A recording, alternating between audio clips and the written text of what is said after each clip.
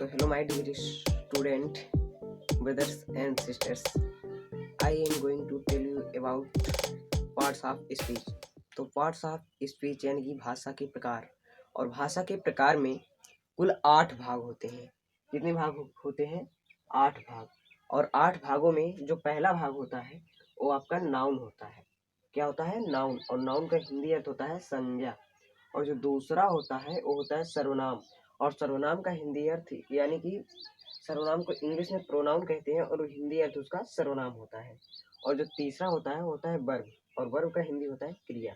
और चौथा adjective, adjective का अर्थ विशेषण। और पांचवा एडवर्ब यानी कि क्रिया विशेषण। छठवां प्रीपोजिशन, प्रीपोजिशन का हिंदी अर्थ होता है संबंध, बोधक, अव्यय। और जो सातवां होता है कंजक्शन, कंजक्शन का हिंदी अर्थ होता है समुच्चय, बोधक, अव्यय। और जो आठवां होता है वो होता है इंटरजेक्शन यानी कि विस्मयादि बोधक अव्यय। अब इसमें हम सबसे पहले आपको बताएंगे नाउन के बारे में। सबसे पहले किसके बारे में बताएंगे? नाउन के बारे में। नाउन, तो नाउन जो स्पीच का पहला भाग होता है, पार्ट्स ऑफ स्पीच का, वो नाउन ही होता है। तो नाउन की सबसे पहले हम लोग डिफिनीशन जानेंगे। उसकी जो होती है इंग्लिश में परिभाषा क्या होती है। तो नाउन की जो डिफिनीशन होती है वो होती है नाउन इज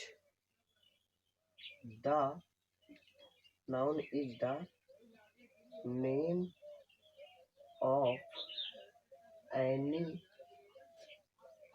पर्सन, प्लेस और थिंग्स।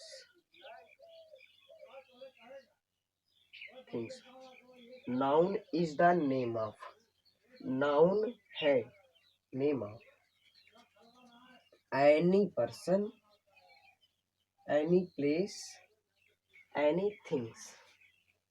या फिर इसकी एक और होती है, noun is a naming word.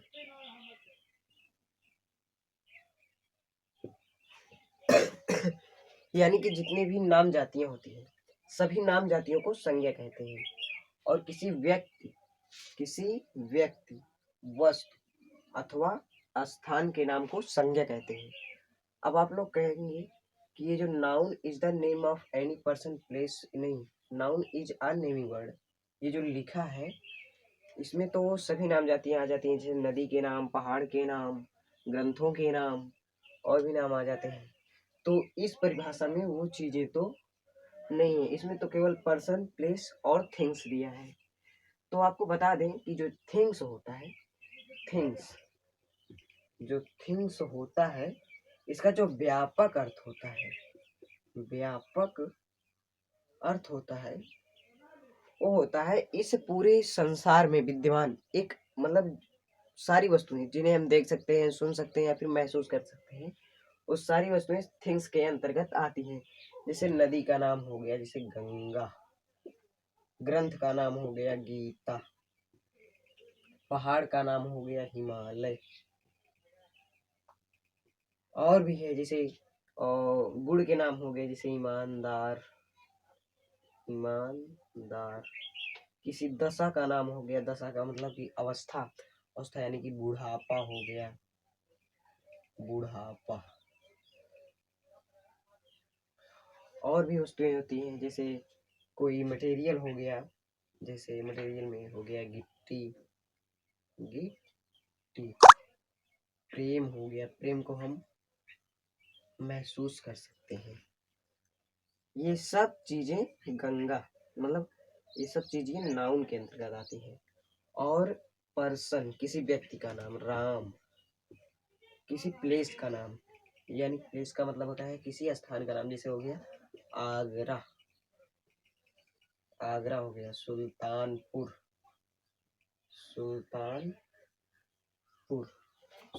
हो गया। तो ये सारी चीजें नाउन के अंतर्गत आती हैं, और ये है नाउन की इंग्लिश परिभाषा। और जो नाउन की हिंदी परिभाषा होती है, अगर आप लोग नोट करना चाहें तो नोट कर लीजिए। Noun is the name of any person place और थिंग्स का जो हिंदी अर्थ होता है वो होता है नाउन संज्ञा। किसी व्यक्ति, एनी पर्सन, किसी व्यक्ति, वस्तु या स्थान अथवा गुण के नाम को संज्ञा कहते हैं। तो ये है नाउन की हिंदी परिभाषा।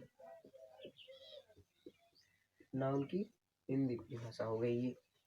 अब इसके अतिरिक्त इसके टाइप्स कितने होते हैं? इसके जो टाइप्स होते हैं ये कुल 5 प्रकार की होती है। जो इसके मेन प्रकार होते हैं वो 5 प्रकार के होते हैं। जो इसका पहला प्रकार होता है वो होता है प्रॉपर नाउन। और प्रॉपर नाउन का हिंदी अर्थ होता है व्यक्तिवाचक संज्ञा। और दूसरा होता है कॉमन नाउन, उसका अर्थ होता है जातिवाचक संज्ञा। अब आप लोग सोचेंगे कि जाति का मतलब होता है कि जो हमारी कास्ट होती है, कास्ट यानी कि मैं यादव, तुम गडेरिया हो और ये चमार है, तुम ठाकुर हो, ये सब नहीं होता है। इसका अलग अर्थ होता है। तो मैं वो आपको बाद में बताऊंगा अगली वीडियो में। तो इस वीडियो में आपको केवल इसके टाइप्स बताने वाला हूँ। तो इसका जो तीसरा टाइप होता है वो होता है कलेक्टिव नाउन। कलेक्टिव नाउन का हिंदी अर्थ होता है समूहवाचक संज्ञा। और जो इसका चौथा होता है प्रकार वो होता है मटेरियल नाउन यानी कि पदार्थवाचक संज्ञा। जैसे गिट्टी हो गई, गिट्टी, मोरंग, गिट्टी, मोरंग, सरिया, ऐसा हो गया। एब्स्ट्रैक्ट नाउन, इसका अर्थ होता है भाववाचक संज्ञा। भाववाचक में होता है जो जैसे भाव, जैसे बचपना हो गया, बचपन, बुढ़ापा, ये सब आता है इसके अंतर्गत। तो आज के लिए बस इतना ही। मिलते हैं किसी नेक्स्ट वीडियो में, तब इसके बारे में हम डिटेल से बात करेंगे।